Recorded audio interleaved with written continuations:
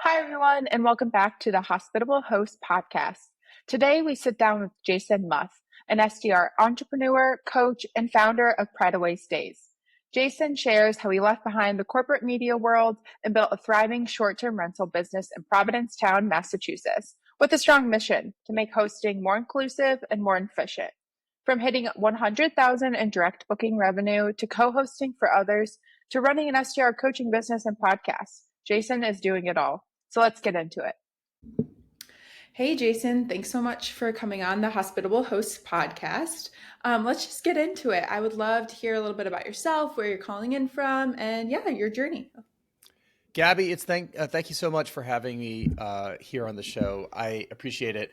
My name is Jason Muth. I'm here from Newburyport, Massachusetts, which is about 40 minutes north of Boston. It's near the border of New Hampshire. And we've been running short-term rentals since 2016 when I worked full-time for somebody else. And we were the weekend warriors that lots of us are as we start out our journeys in this space. We acquired a property and then two, and then that eventually turned into 3, 4, and 5, which I can get into as, along the way as the discussion happens. Somewhere along the way back in 2022, my full-time job ended and I decided not to go pursue anything else in the media career. And I said, listen, short-term rentals is the way to go full-time. So I'm just going to go all in on it. And, we brought technology like Hospitable into the fold just about 2.5 years ago at this point. And somewhere along the way, we decided to grow a co-hosting business that serves Provincetown, Massachusetts, which is on the very, very, very, very, very, very tip of Cape Cod. It is a market that is near and dear to our hearts because we have a property there, and I'll explain the magic of Provincetown on the show. But that company is Pride Away Stays, and we launched that just over a year ago, and within our first year, we were able to get about 20 clients. So that's incredible. Yeah, this is going to be a busy summer for us. I bet. And there's so much to talk about too, just your co-hosting, your own podcast and everything from that. But let's take it back. I know you said a little bit about having a full-time job and doing this on the side. What made you take that leap from that corporate life to the full-time entrepreneur? And how did that background, I know we talked about being in advertising in the media world, how did that approach and branding change your approach to hosting? Yeah, there's definitely elements of my past life that I integrate into my current life. Like, for example, being able to speak on a show like this, having our own podcast called Smart Stay Show. We just released our 250th episode of that show. Awesome. We've had Pierre on the show and we've had Abby, from your direct team on the show. I think that I have that sensibility in the media business because I was around it for so long that I was able to identify a couple things that I learned and say, hey, this is applicable to a small business such as ours. I can't say that I ever had the vision that I was going to be an entrepreneur running my own company, especially, as my chapter 2 in life, as I like to call it. I am about to go to my 30th college reunion. Wow. Which, I don't know how that crept up on us, but it does. And, I just turned 50 last year. I'm a little bit young for my class, but, it all washes out as you get older.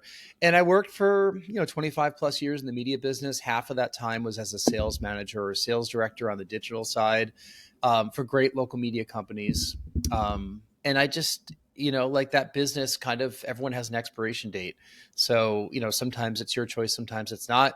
I got a phone call a couple of years ago saying that, my job was no more, and I'd already set the pieces in place to be leaving that job later on that year. So they just accelerated that timeline.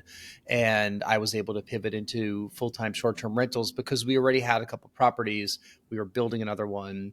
And we just said, listen, this is probably what we're going to do next because we're literally already doing it. So, the decision was made.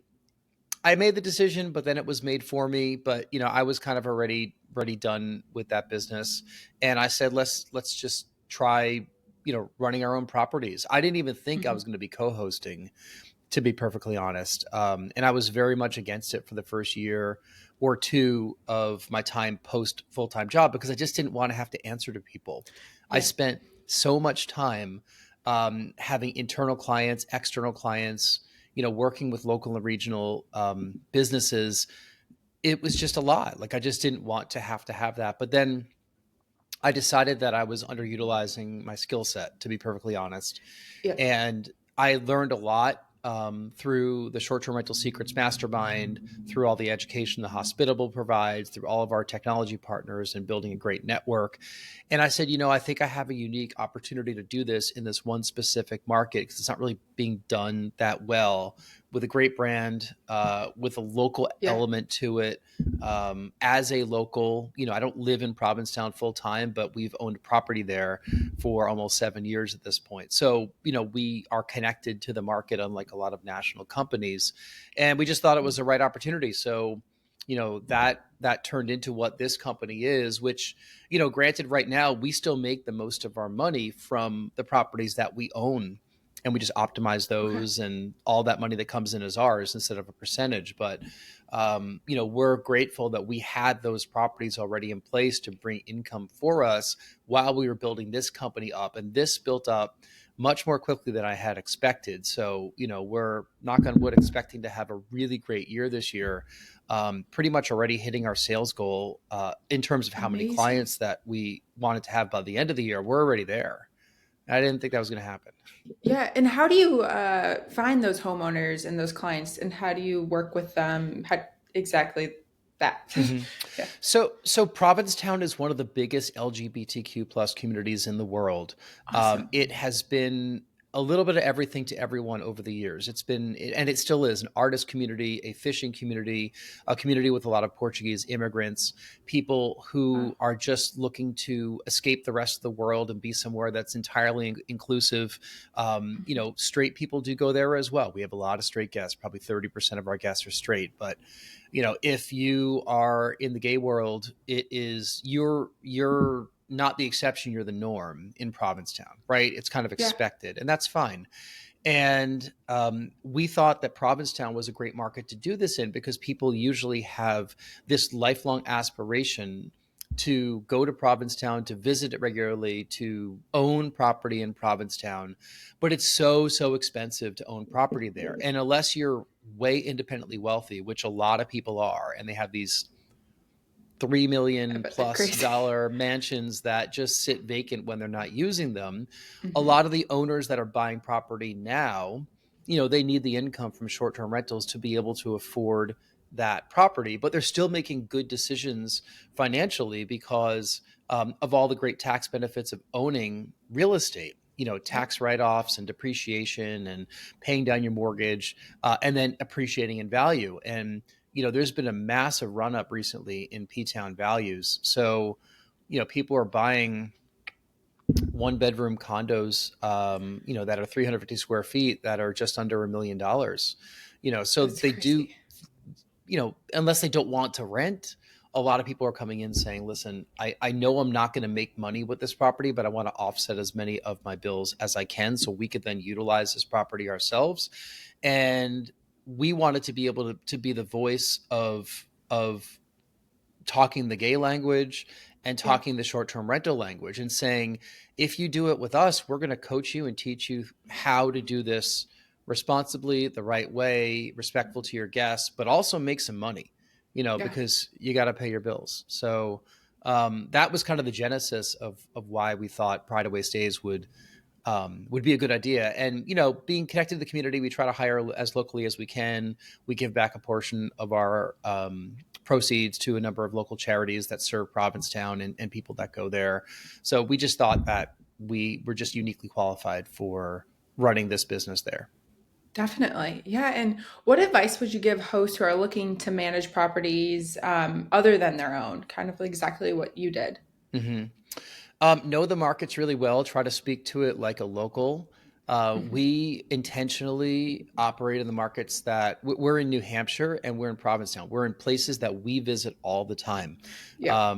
And people do it a lot of different ways. I mean, a lot of folks that want to get into this industry, they might look for the hottest short-term rental market, and then they start buying property there, but they don't really know that much about the market. My advice is always, go somewhere that you physically want to spend time yourself, whether it's you or your family. It's just easier. It's like, it makes it easier because you're going to be at the property a lot, setting it up. If you're going to build out a business, you probably need to have some type of presence there. You're not going to be the one doing all the cleanings and unboxings and everything, but you're going to do a lot of that, at least at the Yeah. beginning, when you're building your business up. So, you might as well operate somewhere that physically you want to be, right? And that it is Yeah. it's a growing market. But I would say just don't swim to where everyone else is swimming. Like there's so much Hmm. competition in a lot of these markets that are just these massive vacation markets that you can really try to find like hidden gems within a 2 to 3 hour drive of any major metropolitan city. And if it's a wine country, if it's a hiking situation, if it's a skiing situation, if it's a beachfront situation, if you want to work with leisure travelers, then those types of scenarios exist all around the country. If you want to work in an urban setting, pick a city, and as long as you're operating within the regulations of, the city, your neighborhood, your building, you can Yeah. make a go at it in an urban environment as well. But I would just recommend, first of all, just being somewhere where you want to be. I mean, and Yeah. we know vacation markets, right? Like we know Yes. the three season markets in New Hampshire and Cape Cod. So that's just what we're familiar with. But you can do short term rentals and regulations In aside Ohio. in anywhere, literally anywhere. Yeah. Yes, Ohio. We have great operators in Ohio. You're sitting in Yeah. Ohio, right, Gabby? I am sitting right in Yeah. Ohio, and Hmm. Cleveland, Ohio is a great opportunity market right now. So, yeah, you can definitely make it work anywhere. Yeah. I mean, it doesn't just have to be vacationers. It could be people, near a great university, a hospital Yeah. system, people that are Yeah, working in the exactly. area. There's so many different reasons why people travel. Up in New Hmm. Hampshire, our properties are in a town that is not really known for vacation rentals. There's not a ton of properties in that town. In the greater area, like if you look on AirDNA to kind of evaluate where you are, like we're Yeah. like the number 1 and number 8 properties in that area. And people are like, why would people go there? They would go there because it's 2 hours from Boston, less than Yeah. 2 hours from Boston, and it's very woodsy. And if you want to escape from the city with a group of your friends, it's a great place to go. Or you have family in the area, or you're working in the area. We house lots of people that are not necessarily just going for a bachelor trip. We we invite anyone to stay at our place. We've had people that are in the country adopting children. We've had people Oh, that wow. are visiting family down the street, and they just don't have enough space at that house, that they need more space. Um, this past weekend, we had people that were having a pig roast, I think, which I Okay. unfortunately, yeah, they weren't the best guests. They're not getting the best review, to be perfectly honest, but Oh, we get man. it all. Yeah. Yeah, definitely, definitely. So you talked a little bit, you mentioned AirDNA, and I just want to hear what are the systems and tools that have been crucial in building your co-hosting business, but also your own business Hmm. and your own Our, short-term rental. our tech stack is really simple. So Hospitable is kind of the center of it all. Hmm. And, I can't believe that before I involved Hospitable in our operations, we were copying and pasting messages and sending PDFs to people. And it was a mess. It was a lot of that. There's a lot of room for error. So Hospitable is how we operate with our communications, and we have Price Labs. That's our pricing software, Yeah. which helps us identify opportunities in the market, price the property correctly, and by having Price Labs involved, we've, to be perfectly honest, like we've really squeezed out more revenue from the properties that we didn't expect that we'd be able to, because we have a lot more intelligence. And Hmm. we know how to use Price Labs. Like at the very beginning, it was Exactly. very intimidating, but I've done some really big deep dives, and I actually do think I'm managing revenue really well. Um, so that those two things are the cornerstone. We have Touch Stay as our Hmm. guidebook.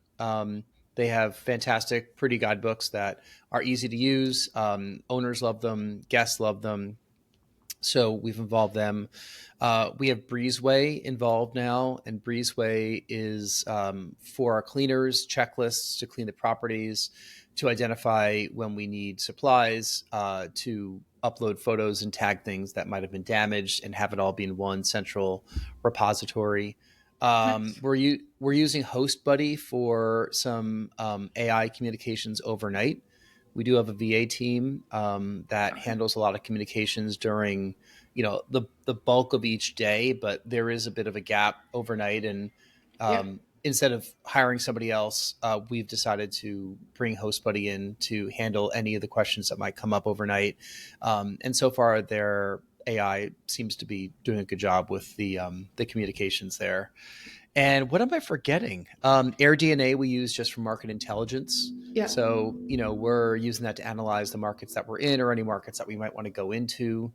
We're members of the Short-Term Rental Secrets Mastermind. I've been in that for almost 3 years at this point.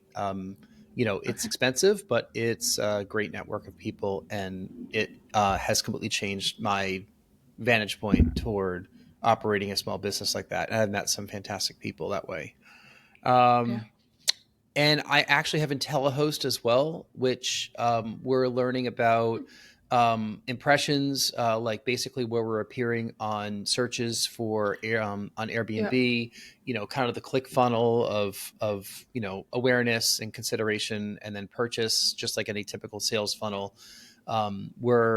We're identifying, where we have opportunities with our listings, where if people maybe aren't even seeing it in the first place, moving some photos around and changing how we position our property, or if people are seeing it but they're not booking, what we could do to kind of help improve that position in the funnel.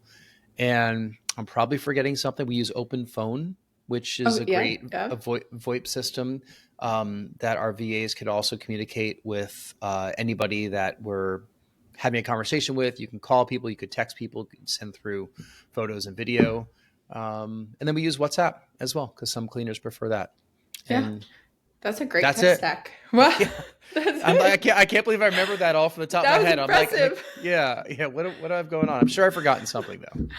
No, that was great. I'm just going to double click into Hospitable really quick and congratulate you on your direct booking revenue of 100K. And I would just love to talk to you a little bit about how did you grow your direct booking website, and also why is owning your brand so important now more than ever? Yeah, so I didn't realize I'd hit 100 until that box showed up at my doorstep, and I was like, this is awesome. And I unboxed it, and then it got you and I talking a little bit.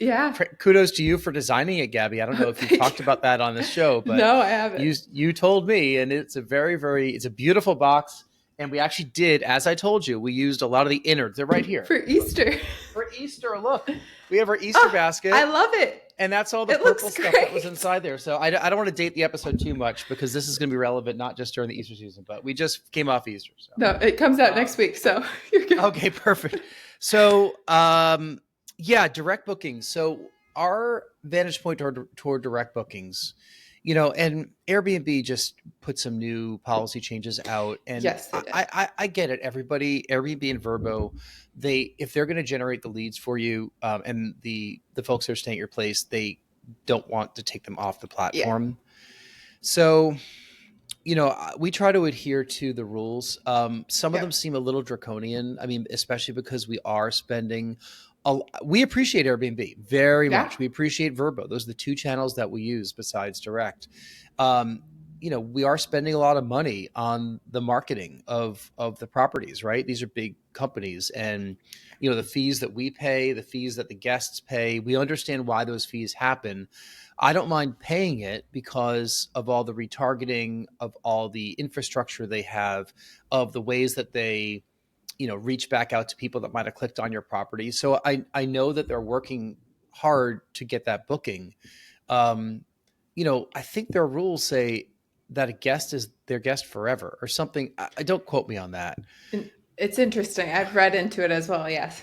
Which is weird, because it's like, once they generate the guest for you, like, it's hard to, but I guess we agree to these terms of service, right? But do they lay claim to that guest in all perpetuity if they want to rebook? Maybe. I don't want to say anything that's going to get us in trouble. I don't want to say anything that's going to be against TOS. Yeah. But if people want to book directly, one of the great things about Hospitable is that people are getting smarter.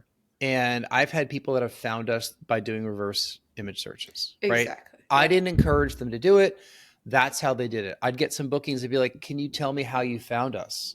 And they'll say that we did a search for the image that was in the listing, and they found the direct booking link completely separate from that. We have direct booking links. We have two different websites. One for the New Hampshire properties that we don't. We're not really building a brand for any of those. It's called Straightforward Short-Term Rentals, just kind of the name of the business. So straightforwardstrs.com has links to individual landing pages that contain the hospitable widget on those pages where people can book directly. Got it. We utilize that for friends and family. If people want to return and they find the direct booking link, they could book directly that way. It'll be less of a fee for them. It's usually we're earning the same amount of money. We kind of give the savings to the guest Got it. because they're paying less of a fee to the OTA. But our prices are our prices. I mean, we set it on Price Labs, we push it out to Hospitable, and then Hospitable pushes it to Airbnb, Vrbo, and then to direct. I do like the booking engine or whatever it's called with Hospitable. It's like, for Pride Away Stays, it's prideawaystays.hospitable.rentals, I think. Yes. Yeah. And I think it's actually a really elegant, quick, like easy to use site that becomes your own little booking engine for your own properties. So once we got up to the point of where we are, like I say 20, but we're still 5 of them are still being onboarded right now. Like I just got photos back today from 2 properties, 2 more. We have photos scheduled next couple of weeks. So, let's just say all intents and purposes is 20 properties. Yeah. If somebody is looking for specific dates in the summertime and I send them to prideawaystays.hospitable.rentals, they can search any of our properties, which so is nice. great. Yeah. And instead of just going to our website and then having them go property by property to see if there's availability, once I realized that site existed, I liked it so much, I had my team build it into the top navigation of prideawaystays.com. So basically, I forget how we have it, but all of our properties are in one link, and then there's like book now or something, which actually will open up a new tab to the prideawaystays.hospitable.rental site. So I think direct is important. I do think that, everyone gets nervous that Airbnb is going to ban their account for whatever reason. Even great superhosts that did something wrong, or some guest said something, and next thing you've gotten flagged, and their protocol and their systems, shuts you down, and you just try to get a human that's rational on the phone to try to reason with you as to what's happening. And that's a really, really tough problem. And I know a lot of hosts just feel that Airbnb specifically is not looking out for them anymore. I'll reserve comment on that. But, having a direct booking channel is great. You do need to be able to market it though, right? Like if I turned off Airbnb and Vrbo, there'd be zero way that I would just get as booked as I am now. Through just the direct channel. We'd have to run a lot of Facebook ads, Instagram ads, really build up your SEO, build up your Google business profile, lots of word of mouth. When we come in there and we start working with clients in Provincetown that have been working with folks that just do it such an old-fashioned way, we find that they have listings that aren't on Airbnb. I can't tell you how many times I've talked to somebody where they're just on Vrbo, and I'm like, what are you doing? Like you're missing out on so-and-so doesn't like using Airbnb, and, I don't like the kind of guests they get there. It's like, all right, well, if you want to work with us, just put your seatbelt on and let's get ready, because this is what's going to happen. We're going to be on Airbnb because we're going to get your property booked. Exactly. So but it's, direct on Hospitable. I think I don't know when it launched, a year and a half ago. Yeah. I love how you do payment processing. The vetting is I get the vetting and everything. I've had a couple of hiccups along the way with, things getting stuck sometimes. And that's a little frustrating because I'd love the situation. It now. All right, good. I'd love the situation to be as like instant bookable as possible. But I get it. Like it's a new system and you're working through a couple kinks, and we're utilizing it, and any situation where something has gotten stuck, I've been able to reach out to support, and eventually it's gotten unstuck. Awesome. Well, I'm excited to hear about this direct success, but also totally understand that you need to be on all platforms, Airbnb, VRBO, Booking.com, direct, just to get let's get it booked up. Let's get those dates out there. Let's get your property marketed, as you just said.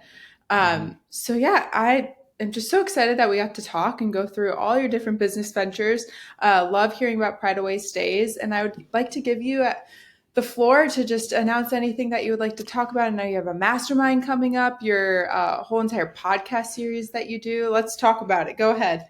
Yeah, so we have Smart Stay Show, which is, our vision for Smart Stay Show is to reach out to anybody in this short-term rental industry, but specifically people that are just kind of getting going. Maybe you don't have a property yet or your first couple of properties. So we're trying to speak with other hosts that have been down this road and great industry experts that can give, sound advice. It's a very casual conversation. We release an episode every week and we just kind of keep it simple like that. We have a coaching program that dovetails off of Smart Stay Show called Smart Stay Coaching. And that is a way to work with some people that, again, are just getting started. I think there's a lot of people that have potential to go work with other coaches across the country that maybe are a little bit further along the pathway. We wanted to bring it down to folks that just inherited that property from their parents and they think they want to rent it short term. They've always used it for their family, but they don't know how to really get going with it. Or people that are upwardly mobile and they live in, somewhere where they have great jobs and they have some extra money to spend and they want to buy a vacation home because, whatever state the economy is in, ups and downs, real estate is this tried and true that, has just generated wealth for generations. So I don't see that changing with people wanting to buy that second home and then find a way to pay for it. Or if people want to get into this business and make some money and, become true investors where they're not utilizing the property themselves, but they want to be really good operators for how to run a property as a short-term rental. We'll speak with those types of folks as well for Smart Stay Coaching. But 250 episodes in and, awesome. Next 250 are coming soon. Yeah, exactly. Yeah. You got me hooked. I'm about to sign up for the coaching series because I want to buy my first property and I think that would be great. Excellent. Well, we'd love to have you. And awesome.